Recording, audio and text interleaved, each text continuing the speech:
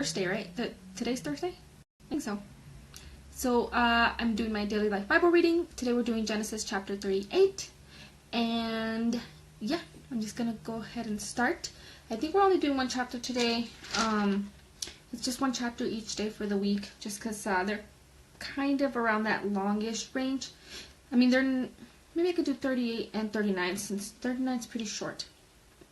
I'm going to do both. Yeah, I'll go ahead and do that. Since that way it's just 50 verses. It's closer to 40 than 30. Well, around there. I hope you guys are all doing okay. I am in Colorado, and today, where everyone's trying to not freak out because we're starting to get a lot of the coronavirus cases. And I'm over here in my house like, oh my god, trying to remain between like freak out and not caring at all, you know? And so, yeah, you guys could just put prayers out there for everybody so that nobody gets sick and that it stops and we don't deal with it anymore and it's just gone. Hopefully soon, because I see everybody, it's seeming to affect a lot of people. So, yeah, I'm just going to go ahead and start. Chapter 38 starts with the title. It says Judah and Tamar. I don't know how to pronounce the name. Okay, I'm just going to start reading. At that time, Judah left his brothers and settled near a Dulamite named Hira. There, Judah saw the daughter of Canaanite named Shua. He took her as a wife and slept with her. I'm trying to think, who's Judah again? For a second, I forget the names of the people. No, I'm like, how did we go from Joseph and now we're talking about Judah? Okay, never mind. It's just one of the brothers. Okay. She conceived and gave birth to a son, and he named him Er. She conceived again, gave birth to a son, and named him Onan. She gave birth to another son, and named him Shelah. It was at Shesiv that he gave birth to him. Judah got a wife for Er, his firstborn, and her name was Tamar. Now Er, Judah's firstborn, was evil in the Lord's sight, and the Lord put him to death. Did not know I was going to be reading that today. I don't know if there's any notes about that up here. I don't see any. I remember highlighting this just because I thought it was kind of different, at least in the, I don't know what else it's going to explain, but yeah, we're going to go ahead and not say anything about it. Just know that that's there. Then Judah said to Onan, sleep with your brother's wife, perform your duty as her brother-in-law, and produce offspring for your brother. But Onan knew that the offspring would not be his, so whenever he slept with his brother's wife, he released his semen on the ground so that he did not produce offspring for his brother. What he did was evil in the Lord's sight, so he put him to death also. This is a hard story. Let me drink some water.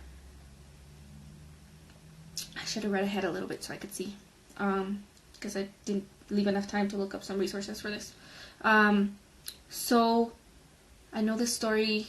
This story gets used a lot, actually. I know a lot of, depending on where people are coming from, this story is used to, like a theology kind of thing, where they use this story to talk about several other things that are part of, kind of like belief systems. I think it's important to note several things on here, at least that I noticed.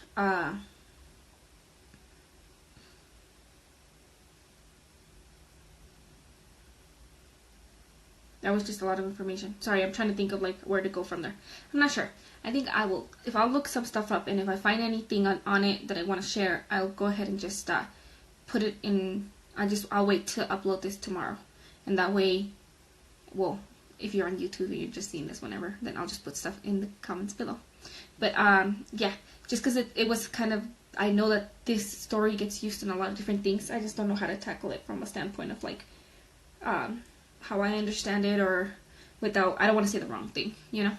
So I'll just continue. But just know that that's where the story is, in case you hear people talk about it. Then Judah said to his daughter-in-law Tamar, remain a widow in your father's house until my son Shelah grows up, for he thought he might die too, like his brother. So Tamar went to live in his father's house. After a long time, Judah's wife, the daughter of Shua, died. When Judah had finished mourning, he and his friends Hira the Adullamite went up to Timnah to the sheep shears. Tamar was told, your father-in-law is going up to Timnah to shear his sheep. So she took off her widow's clothes, veiled her face, covered herself, and sat at the entrance of Enaim, which is on the way to Timnah. For she saw Though Shelah had grown up, she had not been given to him as a wife. When Judah saw her, he thought she was a prostitute, for she had covered her face. So, there's like several stories in here I forgot about. There's lots of different things. I feel like if you're reading this for the first time, you're like, what in the world is going on here? And I feel like there's just a lot of lessons taken from these little sections that we're just not, I guess a lot of, if you're reading this without any kind of context, you're going to be like, that's just a really crazy story to read right here. Especially for people who are like, wait, that's in the Bible? What? Especially if you had this idea in your head that like the Bible's like this pure book. You know, you're like not reading about prostitutes and stuff. Especially all of these things. And so, I don't know where to come at it other than I wish I had read this or saw that this story was coming up so I could share with more information with you guys. He went over to her and said, come let me sleep with you. For he did not know that she was his daughter-in-law. She said, what will you give me for sleeping with me? I will send you a young goat from my flock, he replied. But she said, only if you leave something with me until you send it. What should I give you, he asked. She answered, your signet ring, your cord, and the staff in your hand. So he gave them to her and slept with her, and she got pregnant by him. She got up and left, then removed her veil and put her widow's clothes back on. When Judah sent the young goat by his friend, the Adullamite, in order to get back the items he had left with the woman, he could not find her. He asked the men of the road, where is the cult prostitute who was beside the road at Enaim? There has been no cult prostitute here, they answered. So the Adullamite returned to Judah, saying, I couldn't find her, and furthermore, the men of the place said there has been no cult prostitute here. Judah replied, let her keep the items for herself, otherwise we will become a laughing stock.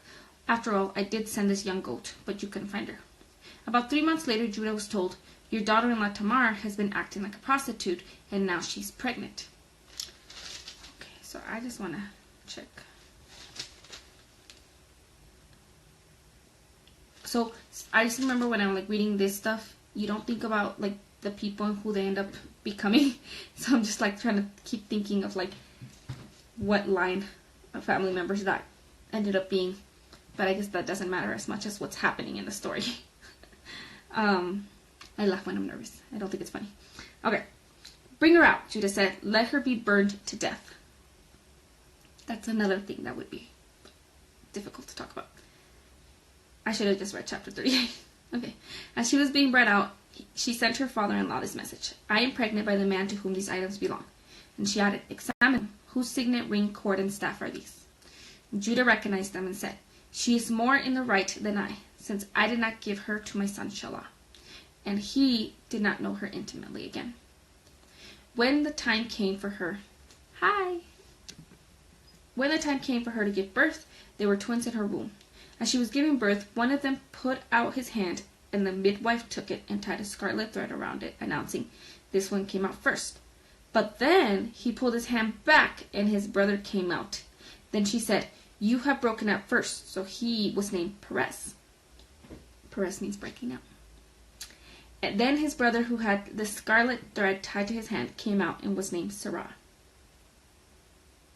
And that means the brightness of sunrise, perhaps related to the scarlet thread. Okay, I'm not going to read chapter 39. I'm just going to stick with chapter 38 because that was a lot. So, at least in my experience, being taught about the Bible and stuff like that, a lot of these very short stories are used. I don't know how to explain it. Like, you'll take, like, obviously there's, like, the book of Genesis, right? You think about that and you think about just the beginning and, like, one story. And then, you kind of take sometimes what's written in, like, an entire book as one story. But then you have, like, one chapter that'll have, like, 5 stories. And then for some reason, I think it's because of the severity of how important the things that are said are, they're broken down into these tiny little pieces, and then they're talked about as these tiny little pieces. And so then you have people who write an entire, like, devotional based on one part, like one word, or, you know, and then get a whole teaching out of that. While some people take, then you could take, like, an entire book or entire part of the Bible and do a reading on that. I think both are important to do. But this one specifically, I know that there is several different things in here that become their own conversation, right? So there's the issue 1 of sleep with your brother's wife. So the understanding was that back in the day, if you were marrying a guy and a girl get married, he dies. Well, the woman's ability to be cared for, what came from her family, from her line, from her. So she had a kid, and then that's not that, I guess, not that uncommon, because even in today's society we think of like the young people will take care of the parents, except that the severity is different, because back then, if you were just a woman who was not widowed with a family line, you had nothing, right? Like you didn't have the legal, the financial, none of the protections. So it was a big deal to make sure that you ended up having a kid. On that other end of that is the family, like the name, the line of the person was also really important. So the whole thing about, sleep with your brother-in-law wasn't so that you gave a kid to your brother-in-law. It was so that you would have a kid with your, if you're the widow, what is your dead person's name? Like your dead husband's family line, that name needed to be passed down. So that's one thing that I think that's good to just look that up, understand how that works, and why that was the decision that was made. Because obviously, in today's world, we don't do that. So look that up. Another thing was the whole issue with Onan, who it's a lot of hard stuff to talk about. So the whole issue with Onan and him just making a decision that he was not going to honor that commitment. And when I remember circling right here, what he did was evil in the Lord's sight, so he put him to death. A lot of people, their interpretation, so there's several interpretations, of course, but one interpretation is that the specific bad thing he did was to ejaculate. Now, on the other end, there are people who are like, the bad thing was that he didn't honor that commitment, and he was selfish, because it's not like he said, well, I don't want to have my kids, because think about that, right? Like, you're going to have your brother's kid. That's technically, like, biologically he's your kid, but legally he's not your kid. The inheritance, the rights, all of that, the land, whatever it was that they owned, will be in their name under your brother's name. So it's not your kid. And I could totally understand the emotional response of saying, I don't want to do that. But then he still slept with her. So it's not like he was like, I'm just not going to honor this. No, he still got his and then didn't honor it. You know what I mean? So then there's the people who push, that's more the interpretation that was the issue at hand. And then the whole issue of her doing this, where she basically lied and prostituted herself, it's kind of her tricking the system. And then I like that he was able to admit, like, I should have, ensured. I know it says that he was waiting for his son to grow up, but it seems like he must have not assured her that was going to be the case. And in those times, it would have been scary to be a woman who got left out without any recourses. Hello. And so, just doing the reading now. So yeah, that's one issue. But then, to me, it's like, it's not addressed that he was just cool with going and getting a prostitute.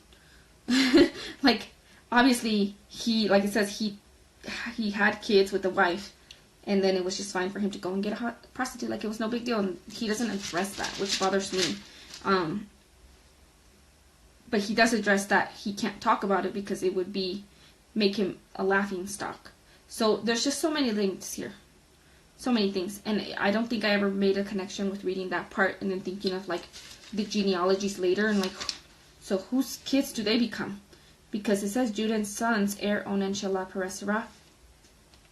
And then, do they talk about at any point if their kids become more lineages? I don't know. I don't know if it's of an important matter or not, depending on the entirety of the story. But lots of crazy little stories here, lots of different sections. And so, if you're reading this, you would probably be like, oh yeah, and then there's the whole section of the babies. That one gets talked about a lot. And remember I told you guys about the recurrent theme of, like, the firstborn not being the one that takes the reign and always being kind of like the secondborn that ends up being the person who gets to be in the front. It's like a recurrent theme. So it's kind of interesting, and I'm sure you can look up stuff on like what the importance of that is, or if that even is something important. Just recognize that that is a theme that seems to be recurrent. That, and like I'm just thinking, like if the baby was being born with the hand first, wasn't that a health issue? And yeah, it's just a lot of stuff in this little section. I don't know what to say, because I should have looked it up first before sharing it with you guys. I'll Google some stuff, and then if I find anything that's interesting that kind of goes over, if anything, remember I have that one resource that I shared before where they go over verse by verse, and basically you click on the website, you look at the verse, so it has the entire Bible on there. You click on the verse, and then what it does is it gives you a reading of the verse. I don't know if it gives you several readings, so like several not translations, but yeah, like gives you like what the different kinds, like the NIV versus this kind versus that kind. Hello. And then it gives you different interpretations based on different people who have studied it. So these are actual theologists, these are people who actually understand these things. Then they go into like, okay, this guy believes this is the meaning of this, this guy believes of this, and it's verse by verse. So that way you're able to kind of get a variety of understandings if there's something that you just don't understand, or you're like, what in the world, why is that in here? So I'll add that link again under this one, but I think I'm going to upload it tomorrow so I can look up some other reading on it, because that was a lot. So yeah, if you guys are not caught up on any of the reading, if you guys want to read the other books that we've read, then make sure you just go to my playlist. It's already set up on there. It's at bit.ly/Rose Daily Life Bible Reading, and you can catch up with me or read at your own pace. And yeah, I think that's all I'm going to share today, because that was a lot to read. That was a lot of crazy stuff. And again, if you guys can just keep everyone, obviously wherever you are, I'm really hoping that you guys are all safe and not sick or anything like that. But yeah, hopefully none of you guys are too crazy worried about it. If you are struggling with worries or anything like that, send me a message, because I can send you some resources on how to manage the anxiety part of it. In general, for any actual health concerns, like specific health concerns about, any kind of virus or any kind of issues around your area, just go to the CDC, because they're going to be probably the best place. And then there's other resources on there for more information like that. But if you want any information on how to just handle stress or anything like that, send me a message and I can send you guys some links, depending on what you're struggling with. But yeah, I don't know what else to say. You guys have a wonderful day, and I will see you guys tomorrow. Peace out. If I can figure out how to end this.